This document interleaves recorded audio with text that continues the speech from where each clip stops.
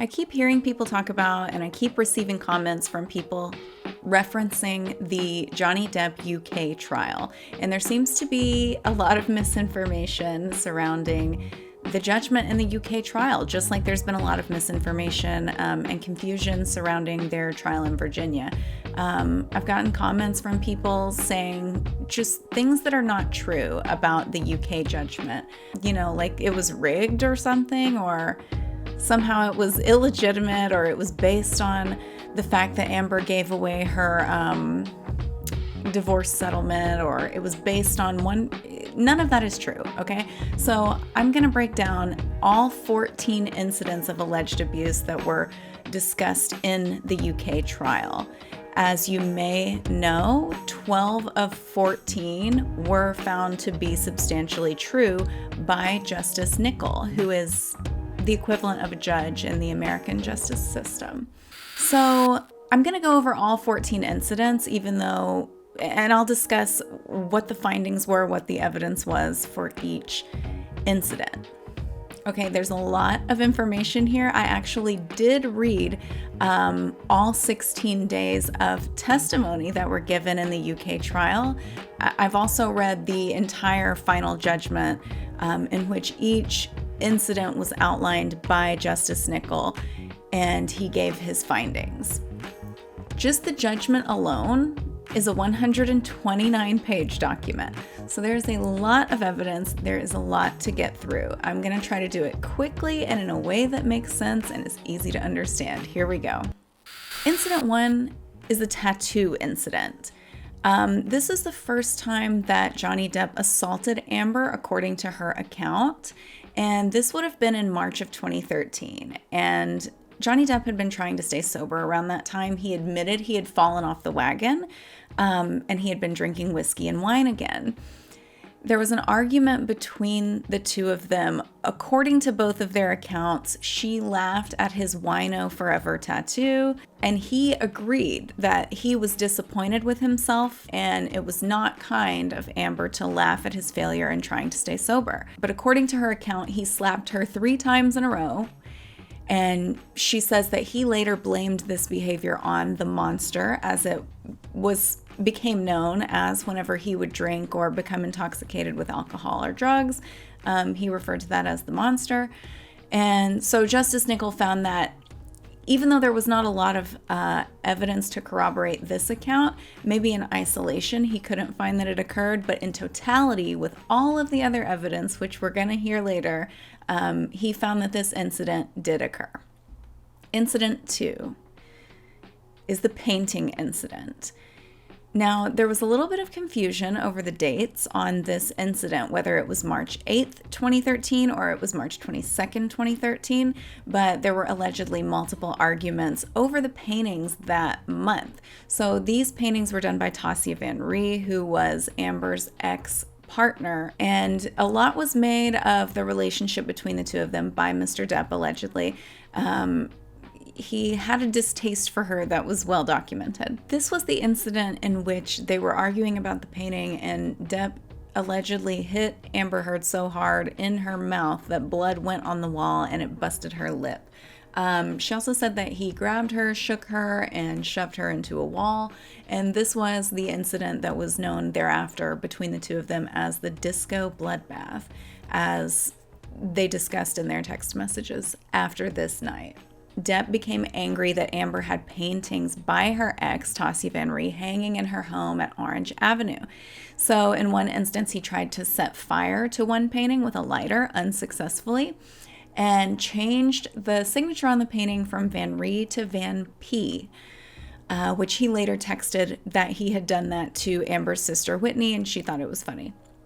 The March 22nd incident coincided with a shoot at Depp's home at Sweetser for a Keith Richards documentary. He was either directing or producing it, and he didn't show up to the shoot because of this incident that was going on at Amber's home at Orange Avenue. Amber and Whitney both said that Depp was drinking whiskey and doing cocaine in the morning after a blowout fight the night before over the paintings, and they could not get him to leave the Orange Avenue house and go home to Sweetser to go participate in the documentary shoot, although he was expected to be there. So Amber's text and Johnny's text both seem to corroborate all of these facts. Amber texts her mom on March 22nd. "He's nuts, Mom, violent and crazy. I'm heartbroken that this is who I love." Amber texts Christy, Depp's sister, on March 22nd. "He's another person when he's like this. He's fueled up on booze and coke. He finds something to jump on and uses it as an excuse to dose himself up," which is where he is now, wasted. Then Depp texts Stephen Duders on March 22nd.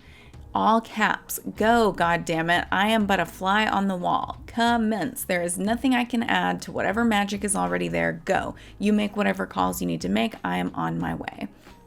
So something was going on that morning. I think this was where the picture was introduced of the box that said JD on it and had the skull and crossbones. That was the box where he kept his cocaine. He admitted that in the course of this UK trial. And this was the same incident in which Depp allegedly held the dog Pistol out the window and joked about dropping her. This was when they were on their way to Sweetser to finally show up at the documentary shoot. But Justice Nicol could not conclude whether that part happened or not. But he did find that overall the incident and the assaults that occurred during the course of this argument over the paintings did occur. Incident number 3, Hicksville in June 2013. So this was the trailer park incident where Johnny Depp became jealous of a woman named Kelly Sue who was being affectionate with Amber. He felt she was being too affectionate. They were taking MDMA, don't know what exactly was going on, but he was unhappy with it and he had told her to stay away from his woman. And a huge fight ensued when Amber and Johnny returned to their trailer where they were staying. So Amber said that when Johnny became jealous of Kelly Sue, that he had grabbed her arm, Kelly Sue, he had threatened her. I think in the US trial, she said that he asked her if she knew how much pressure it takes to break a human wrist. This was that incident. So once they got back to the trailer, Amber said he was throwing glass, he was breaking things, he ripped her dress, and she made some further allegations in the US trial that were not included publicly in her account of events in this, but there was a confidential portion of the evidence. Depp admitted that in his anger he punched a light fixture, but he denied the rest of her claims. His text to Stephen Duders in May of 2013, which was right around this same time, "Might need some hydrogen peroxide and some butterfly bandages. Cut my hand last night." And a few minutes later, he said, "Might require stitches." Then the next month is when the text messages to Paul Bettany were sent about drowning and burning Amber and fucking her burnt corpse. Christina Sexton testified that she was at Hicksville when this incident took place and that she saw the damaged trailer the following morning. She said there was more than just the light fixture damage. The place was wrecked.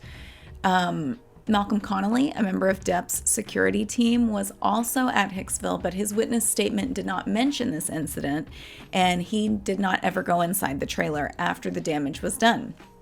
So, Justice Nicol agreed this incident did occur, though he did not accept a further allegation in the confidential portion of the evidence. We don't know what this was, of course, because it was confidential, but this could have been the body cavity search that Amber mentioned in the US trial. I think this is important to note because for people who are saying that the judge was biased in this ruling or in this judgment, he did not go just completely with Amber's version of events no matter what. It seems to me that he looked at the evidence and tried to be fair with his judgment and his decision. Incident 4, the plane journey from Boston to Los Angeles. This was a private plane incident. This was discussed in both trials. Depp was making a film in Boston. Amber was making a film in New York with James Franco called The Adderall Diaries. And Depp was not a fan of Amber working with James Franco, and she was apprehensive about the way that Johnny was going to react. We know this because on May 10th, 2014, she sent an email to her assistant, Kate James, asking her to ensure Depp did not see her one-liner schedule that had information about the types of scenes she would be shooting with Franco, since some were romantic in nature. On May 24th, 2014 was the flight in question, and it was a private plane chartered by Depp to take them both back to Los Angeles. So, Depp's own words about this flight to Paul Bettany roughly a week later, we can see from his text message on May 30th, 2014.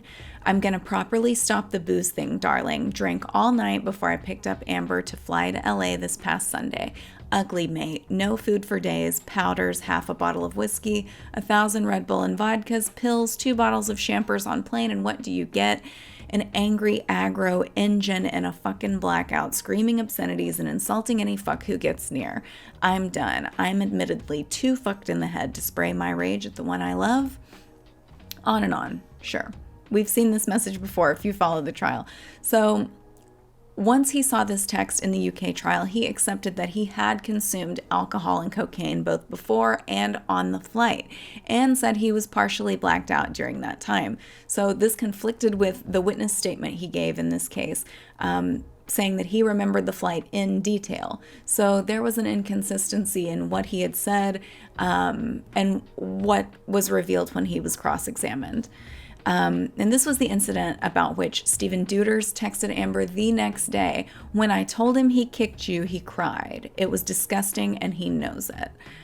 This was one of the texts that was revealed in the unsealed documents from the Virginia case, but this was allowed in the UK case. Deuters also texted Amber that Depp doesn't remember much, presumably because he was intoxicated.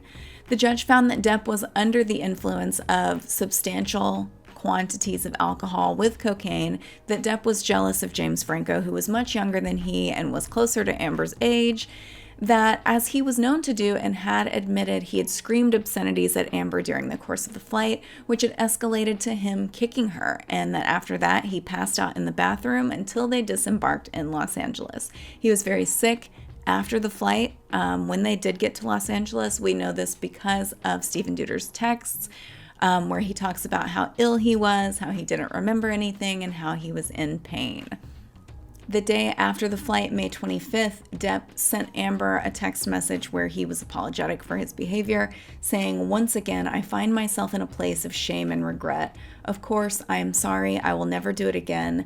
My illness somehow crept up and grabbed me. I feel so bad for letting you down." Depp's version of events of the flight was a little bit different. In most of these incidents, he downplayed his drug and alcohol use, and this incident was no different. He said that Amber was the one who was provoking him, that he was sitting there calmly writing in his notebook, but again, he had inconsistencies in his statement and what the evidence showed.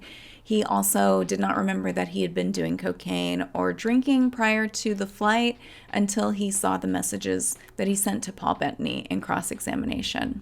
So, Justice Nicol found that in light of the evidence, this incident did happen. Incident 5. Bahamas, August 2014. This was an occasion where Depp and Heard traveled to his island so he could detox from the pills to which he was addicted. These were called Roxys or roxycodones.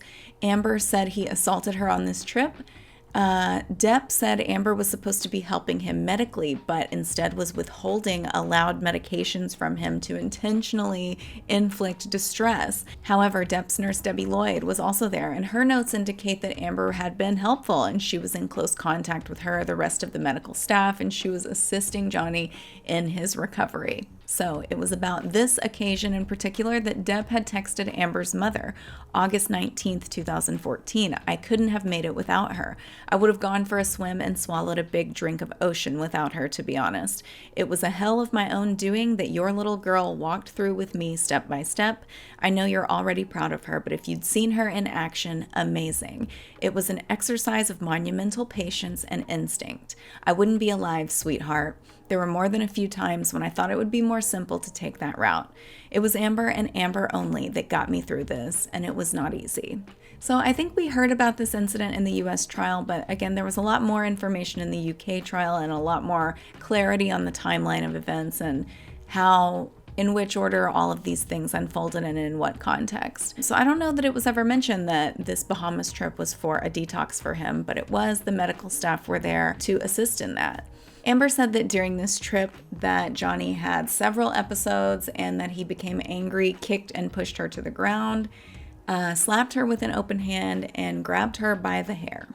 Depp admitted that he had blackouts during this trip The staff of the island said that they did not see Depp assault her at any time, including Tara Roberts, but she and other staff lived in a different part of the island, and Amber always said that assaults generally took place when other people were not present. Based in part on the text Amber sent on August 17th, Justice Nicol found this incident did occur. Her text to Debbie Lloyd and Dr. Kipper said, "Issue has arisen again. He took the meds about 30 minutes ago, which seems to be the trend. As I reckon they haven't kicked in yet, all of a sudden he's flipping again.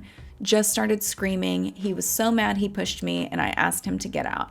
Don't know what else to do. Sorry to keep at you guys." So again, Justice Nicol found this incident did occur. Incident 6, Los Angeles, December 2014. Amber said an incident of violence took place before December 17th because Depp had sent her this message. "It's away. I've let it go. Went too far. We/I tend to do that. I always regret it when I jump, or worse, when you jump. I don't want to be conditioned to continue that behavior. Therefore, I'll put in heavy work with Shrank. I'm sorry for being less, for your disappointment in me, for my behavior. I'm a fucking savage. Gotta lose that. The devil is all around, right? I wish I were able to bring just a glimmer of a smile to the pretty face of my most gorgeous of dreams and darkest nightmares." So I think in this instance, Amber could not recall what exactly the incident of violence was. She was guessing that it had something to do with this text message. So the judge concluded that this message did not prove that there was an incident of physical violence rather than perhaps a heated verbal argument. So this allegation was denied. This was one of the two that was denied. Incident 7, Tokyo, January 2015. Amber and Johnny had traveled to Tokyo for the premiere of one of his movies, and Amber said that while in the hotel, Depp shoved her, slapped her, grabbed her by the hair. She said he was using pills and other drugs and was in a rage. He was screaming, she was crying, and his children were in an adjoining room. So Amber said the premiere was a couple of days after the assault, and she remembers obsessively checking to see if she had visible bruises that would be revealed by her backless dress. The judge found that on other occasions around this time, when Depp was under the influence of alcohol and/or drugs, he had assaulted Amber, that the presence of his children would not have inhibited him, as he claimed. That was his argument, was that he would not have assaulted Amber with his kids present on the trip. He would not have done drugs or become intoxicated on the trip because his kids were there. Justice Nicol found that that was not the case. It would not have inhibited him because they were not in the same room together, and that being in a foreign country would not have inhibited him from acquiring drugs, as he argued, since he definitively had Nathan Holmes acquire drugs for him in Australia a short time later, which we'll be getting to the Australia incident next. So the judge finds again that this incident did happen. Now, stick with me here because these last few incidents have the most evidence and the most to get through. So these first several are lighter on the evidence than the later ones. I'm guessing that's because in the beginning, the assaults were ramping up over time. You know, the first time you are assaulted, it would come as a surprise. And then as it becomes more and more normal or frequent in the relationship, it would be natural to start documenting some of these incidents. So like I said, there's a lot more evidence for these remaining incidents than there were for the earlier incidents. Before we get into the Australia incident, if you like this video, please give it a thumbs up. I'm trying to get the information out to the people. So assist me in that endeavor. If you like the video, give it a thumbs up. Okay, Incident 8, Australia, March 2015. This is the big one, and there's a whole lot of evidence that supports Amber's claims about this incident. So Johnny was going to film another Pirates of the Caribbean movie. That's why they were in Australia in the first place. But he was in what was characterized as a gloomy state of mind about the work. And we know this from his text message on March 6th. where he says, "Honestly, I will not again be doing anything that involves this discussion of furthering my embarrassment of having whored for all these fucking wasted piece of shit nothing years on characters that I so ignorantly started to think of as my legacy. Every cunting fight, every fucking time, I held my ugliness and rage deeper down and get in check when there was still room in my head to do such a thing." So he was not that happy about doing another Pirates movie, it seems.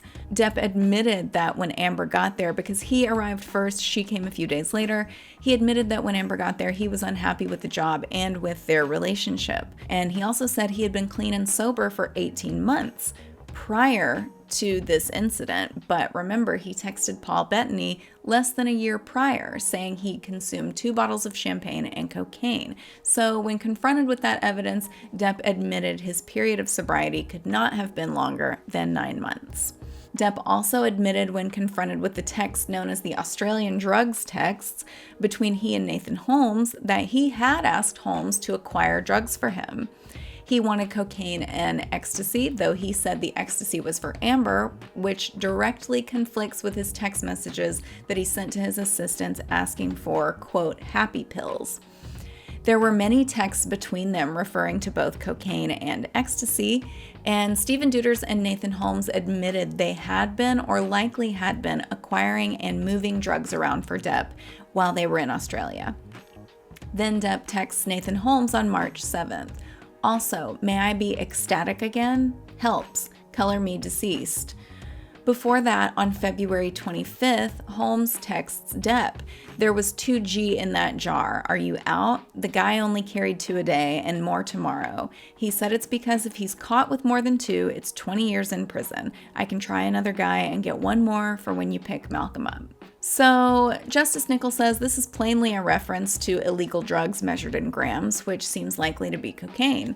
Clearly not a period of sobriety. Before Amber met Johnny in Australia, she was working on a film in London with Billy Bob Thornton, which comes into play later in this incident. And the texts surrounding this incident also show the depth of Stephen Deuters and Nathan Holmes' loyalty to Johnny. On March 6th, Stephen Deuters sent Depp a really long message in response to Depp's displeasure with his own legacy, talking about, how much he loved Johnny growing up. He's the reason that he's in the business. Just a couple of excerpts from this long message. "There was only one actor I loved, one actor whose films I would go and see every single one of at the cinema. And I was not alone, nor am I now. You are a maverick, an artist, a bona fide fucking legend, one of the all-time greats, all time."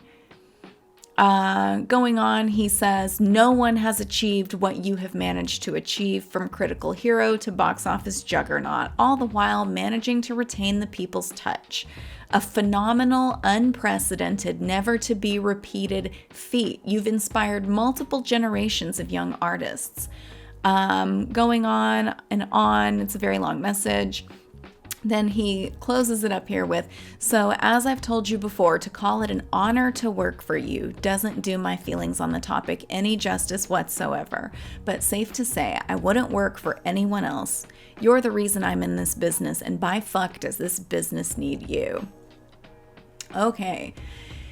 Nathan Holmes has this text exchange with Depp on March 2nd. Johnny says, "I'll do whatever I damn well please."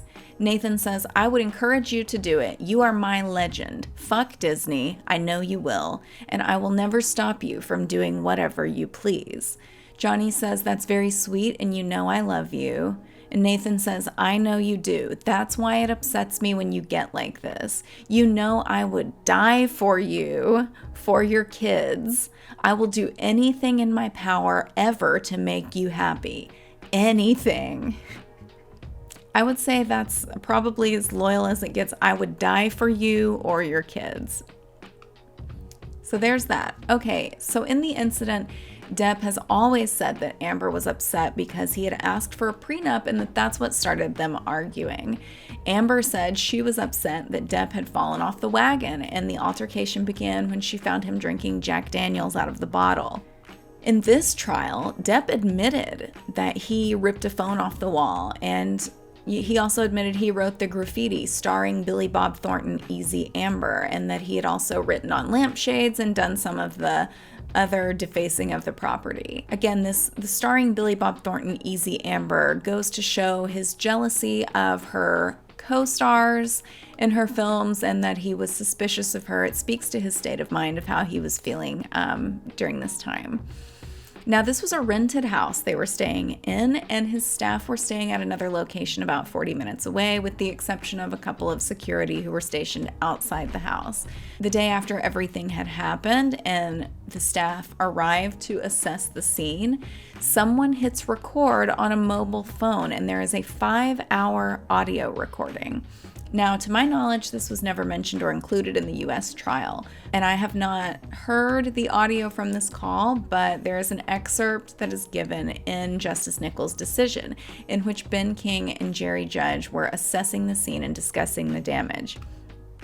I thought this was really interesting because I don't know that we heard the extent of the damage necessarily in dollars in the U.S. trial, but Jerry Judge says, between me and you, I'm looking at $50,000 to $75,000 in damage. That's what it's going to cost for this. King says, oh, easily, probably more. Judge says, what I'm most concerned with now is that if the owner sees the house, he'll kick us out and go to the newspapers. The TV, they tell me the TV is about 10 grand, 15 grand on its own. So there was a smashed TV.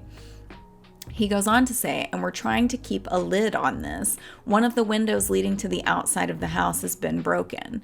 Judge also says that there's blood everywhere, that Depp drank everything in the past week, and within 2 hours he'd taken 10 ecstasy tablets. And he also says if someone keeps supplying him, he's going to OD. Jerry Judge also says she is stone cold sober. She doesn't smell of booze. The very next day, after this horrible incident in which up to 100 grand of damage had been done to this house by some estimations given in this trial, the very next day, Depp sends a message to Nathan Holmes. Need more whitey stuff ASAP, brother man, and the e-business. Please, I'm in bad shape. Say nothing to nobody. So he's asking for cocaine and ecstasy the next day. So the cut finger, the injury to his hand was immediately subject to a litany of alternative explanations that were being devised by his team, ranging from that he had cut it slicing onions to injuring it in a go-kart race. This goes along with a text that Stephen Deuters received from an unidentified sender. Just make sure you say you aren't sure how he hurt his hand. So some of the specific allegations of abuse that Amber made about this incident were that it was a 3-day ordeal of physical assault. She had a busted lip, swollen nose, cuts all over her body because Depp was throwing bottles and breaking them in the bar area, and there was broken glass all over the floor. Okay, so the first argument began because she confronted him about his drug taking. He argued that MDMA or ecstasy was not on his not allowed list, and she did not agree. He pushed her, slapped her, shoved her to the ground, and she retreated to a locked bedroom. Depp stayed up all night taking more MDMA and ecstasy, as Jerry Judge said, and drinking alcohol. Then the next morning, the arguing continued. This was when he was drinking liquor out of the bottle. He handed her the Jack Daniels bottle that he was drinking from and asked her, "What are you going to do?" And she threw the bottle on the floor and smashed it.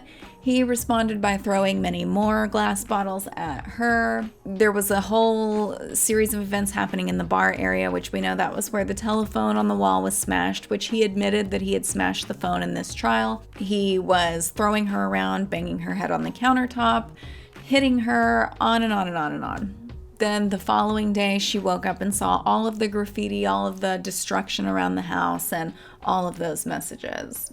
So Justice Nicol found that taking all the evidence together, that Amber was the victim of sustained and multiple assaults by Johnny in Australia.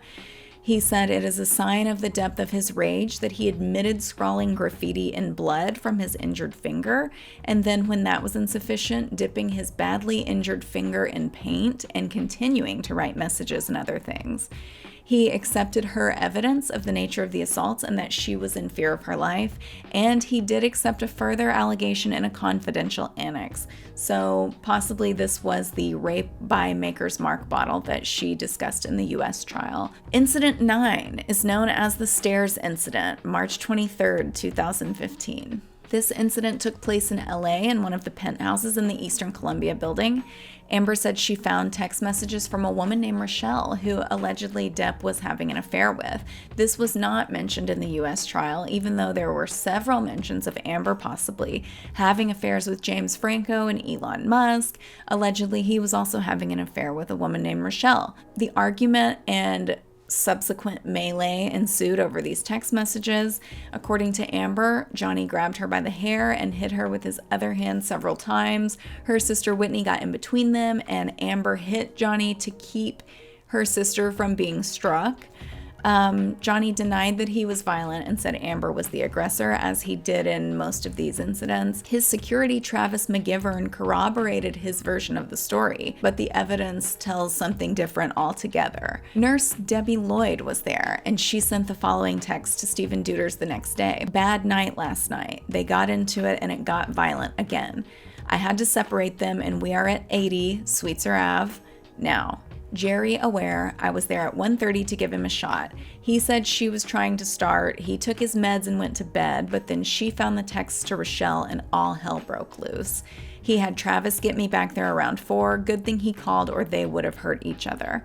We had to physically restrain both of them." This was also the incident in which Johnny trashed Amber's closet, which he also denied, but Whitney had taken and sent pictures of the damage to Kevin Murphy and sent him this text message. "Good morning, sir. So, Johnny destroyed Amber's closet and there's some other damage to Penthouse 5. You're the lucky person I should talk to about that, correct?" Murphy agreed that he then went to the apartment and cleaned up the mess. The judge placed the most weight on Nurse Debbie Lloyd's account of this incident since she was impartial and her message was sent very shortly after the incident. Travis McGivern's evidence differed in his witness statement and under questioning, and he had no satisfactory explanation for the difference. And Nurse Lloyd's reference to it getting violent again shows that it was not a purely verbal altercation. So the judge agrees this incident happened. Incident 10, Southeast Asia train incident. Amber and Johnny were on a train journey as part of their honeymoon. They were in sleeper cabins, and she alleged that Johnny held her by the neck during an argument and she thought he would kill her. Evidently, there is an audio recording in which Johnny says, "Since Australia, we've been on our honeymoon and we had a great time, other than the fact that we had a fight on the train, which was physical." Amber kept a diary from time to time, and she wrote an entry dated July 27th, Singapore, that reads in part, "Last night was particularly bad. We finally fell asleep with one another smashed together in desperate childlike anger, fear and love finally succumbing to exhaustion and ultimately unavoidable futility. Our fight was terrible. Jay finally at one point found himself with his shirt wrapped around my neck. Amazing to think about the precision and coordination that required considering the circumstances. He hit me several times. I don't even know how I wound up with this huge, rather annoying knot on the back of my head." So there you have it. Based on the audio recording and the diary entry, Justice Nicol accepts this incident did happen. Incident 11, Los Angeles, November 26th, Thanksgiving, 2015. So they had a Thanksgiving gathering in Penthouse 5 where Marilyn Manson, Rocky Pennington, Nurse Erin Borum, Sister Whitney, and David Heard, their father, were all in attendance. Amber and Johnny went upstairs and were gone for a while. Rocky went upstairs and found that Johnny had thrown a bottle of wine at her in the bedroom of Penthouse 3. And also in this trial, we learned a lot about the floor plan of the penthouses, that the upstairs rooms connected. So there was no upstairs bedroom in Penthouse 5 where they were having the gathering, but she went upstairs and connected to the bedroom in Penthouse 3, and that's where this occurred. He had thrown a bottle of wine at her, and it shattered, destroying a piece of art on the wall and leaving broken glass all over the bed. Rocky said she normally took pictures, but she did not have her phone with her at that moment. And Amber also said that after the guests left, he continued to assault her. Now, the judge did not accept that this incident was proven because Johnny was not asked about it in his cross-examination. Therefore, he did not have a chance to address it or give his thoughts on the incident and the allegations. So this was the second incident that was rejected by Justice Nicol. Incident 12, December 15th, 2015, the day before Amber appeared on the James Corden show. Okay, there's a lot of evidence on this incident, so I'm going to try to get through it quickly. This was an argument that took place in a penthouse at the Eastern Columbia building, in which Amber said that Johnny threw her down on the bed, tried to suffocate her with a pillow, pulled out clumps of her hair, and he also, she said, headbutted her in the face, and this left her with 2 black eyes, in addition to a busted lip and a mark on her nose. Photographs depict a piece of wood knocked out of the footboard of the bed, and Depp wrote with gold pen on the counter downstairs, "Why be a fraud? All is such bullshit." So after this incident happened, there were at least 6 contacts made by Amber to other people in reference to what had happened around that time. Rocky Pennington was there and took some pictures of the damages. Melanie Iglesias, who did her makeup for the late night appearance, testified she applied heavier makeup than usual and red lipstick to cover Amber's injuries and her busted lip. She also testified that in the US trial. The night of the incident, Amber texted Dr. Cowan, her psychotherapist, and said, "Emergency, can you please call me?" She also texted her publicist that she had an accident and might not be fit to make the James Corden show, and that a nurse was on the way to check her for a concussion. At this time, she was not telling people what was going on between her and Johnny in the way of the abuse, so she was making up that she had had some kind of accident. She sent the same message to her agent with regard to rescheduling an appointment she had the following day. An audio recording of a conversation that Amber and Johnny had in San Francisco in 2016 relays the incident, and Depp says, "I headbutted you in the fucking forehead. That doesn't break a nose." There was even more evidence of this encounter than this. She texted Io Tillett-Wright about this, and also Nurse Erin Borum. She texted Kevin Murphy that the maids would be needed downtown even though Depp hadn't slept there, and that he left quite a dent on the place before he left. Depp admitted he wrote the words on the counter in the gold pen. Even Samantha McMillan, who said she did not notice bruises on Amber, did say that Amber approached her after the James Corden show and said, "Can you believe I did that show with 2 black eyes?" There's even still more evidence to support this incident, and she was examined by a nurse practitioner, Monroe Tinker, and later Depp texted Amber's father to apologize. "I fucked up and went too far in our fight," he said. The judge found that the graffiti on the counter illustrated Depp's state of mind that night and found it probable he was under the influence of alcohol and or drugs, as he had been on the other occasions. Okay, so for many reasons, Justice Nicol concluded that Mr. Depp did assault Amber on this occasion. All right, Incident 13, April 21st, 2016. This was Amber's birthday party. She was having a birthday dinner at the Eastern Columbia building, and Johnny was late because he had a business meeting. And at that meeting, he had gotten catastrophic news about his finances, that he owed several $1,000,000 in taxes, and the picture was dire. So Johnny admitted he probably smoked marijuana after the business meeting to calm his nerves, but the judge found he likely took cocaine and alcohol as well, since he was known to do those as well when under stress. Amber said that after they went to the bedroom, Johnny threw a magnum-sized bottle of champagne at her and it broke on the wall. He grabbed her by the hair, pushed her to the ground where she scraped her knees on broken glass. Then he left her a note that said, "Happy fucking birthday," and had Sean Bett drive him home to Sweetser. So Johnny's account of events was that he was sitting in bed reading and Amber punched him in the face. And Sean Bett corroborated this account and said he noticed an injury on Johnny's face and produced a photo of that with his witness statement.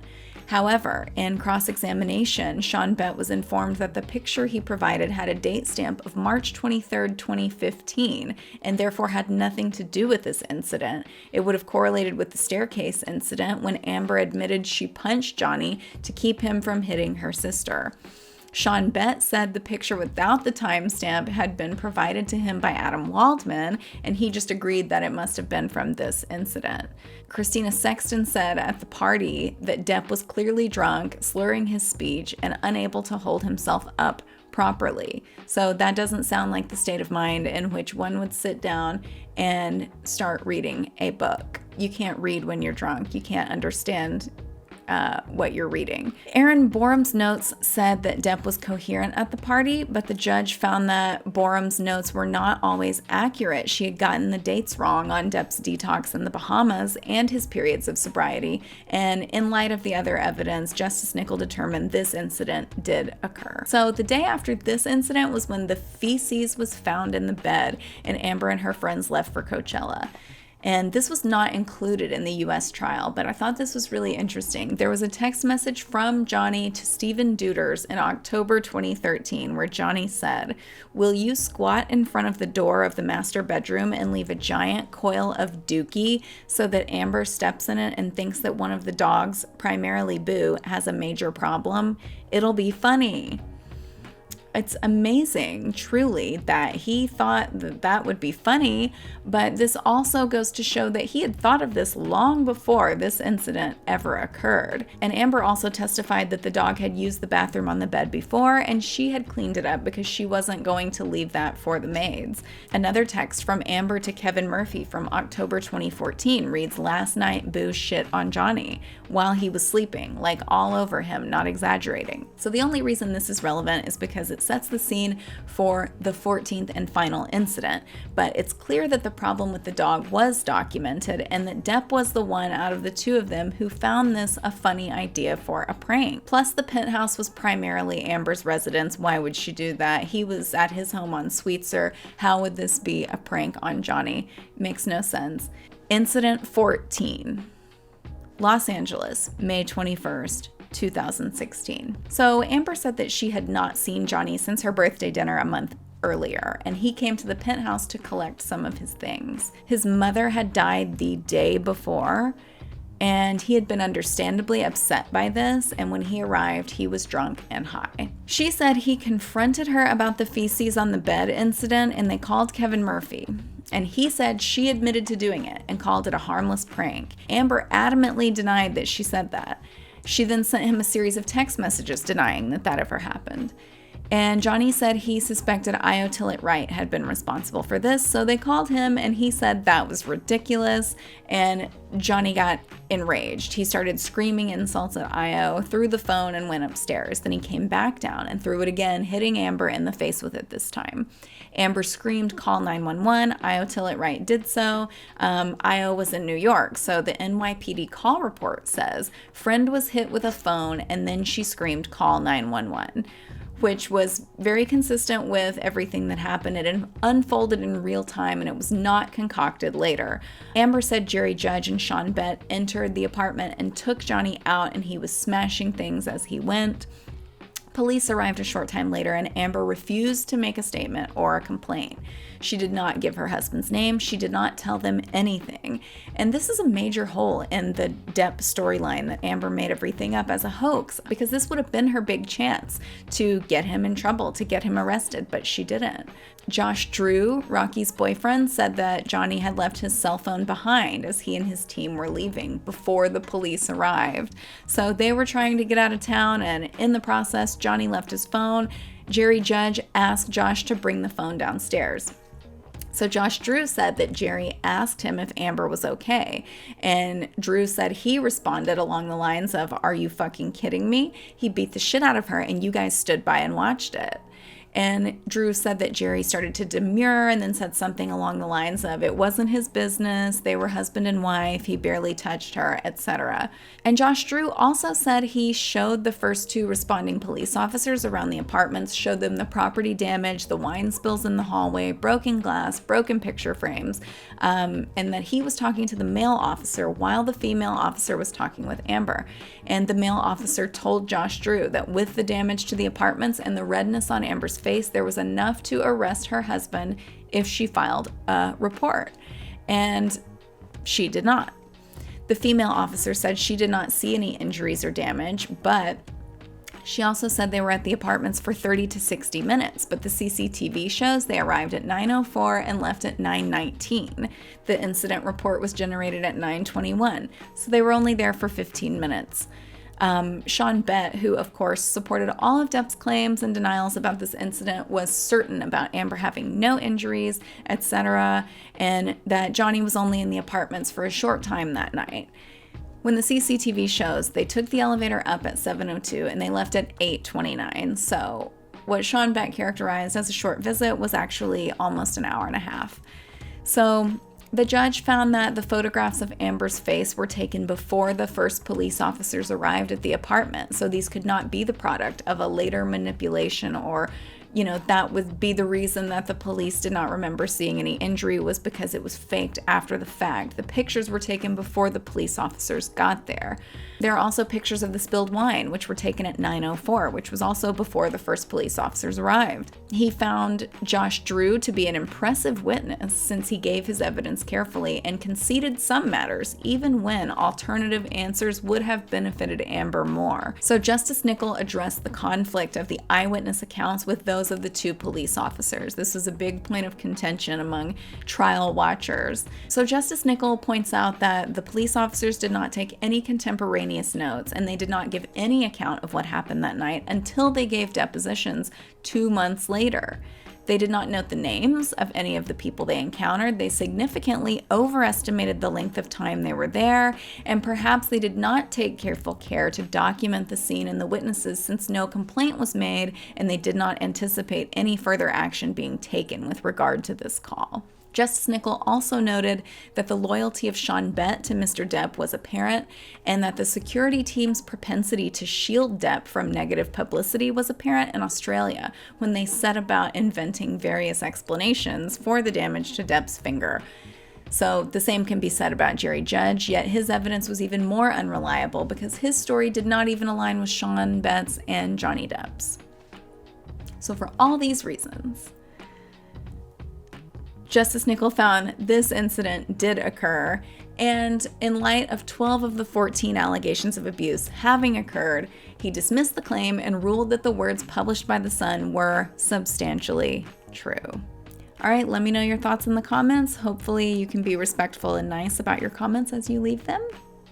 Looking at you, some of you Depp supporters. Thanks for watching. Give the video a thumbs up.